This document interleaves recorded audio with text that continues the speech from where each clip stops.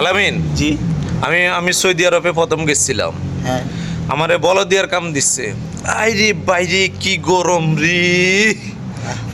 এই গরমের মধ্যে আমি বলদিয়ার কাম করছিলাম। করতে করতে করতে একদিন চিন্তা করতেছি, এইভাবে যদি বলদিয়ার কাম করি তাহলে কি জীবন চলবো? জীবন না ভাই, জীবন চলবো না তো। জীবন না।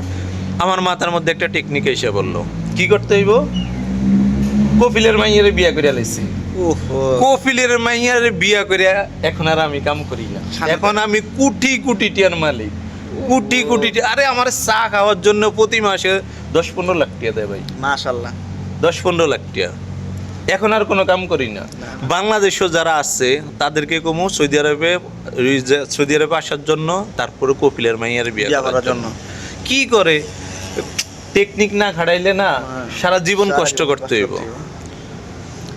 এই যে এখন আমি কপিলের মেয়ের বিয়ে করে লাইছি, আমি আরামসে চলাফেরা করি। ওই যে BMW গাড়িটা কোন জায়গা জানি, ওই যে নিচে পার্কিং করে রাখছি।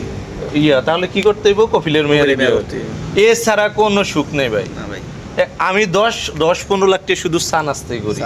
আমারে দেয় সবাই জলদি মালয়েশিয়া, সৌদি আরব আছে, সৌদি আরব। এটা হচ্ছে আমার প্রথম প্রবাস জীবন হচ্ছে সৌদি আরব। আমি কপিলের মাইয়ারে বিয়ে করে কোটি কোটি টিয়ার মালিক ভাই। মালয়েশিয়াতে এখন আমি ঘুরতেছি, শুধু বিন্দাস ঘুরতেছি, কোনো কাজ করি না।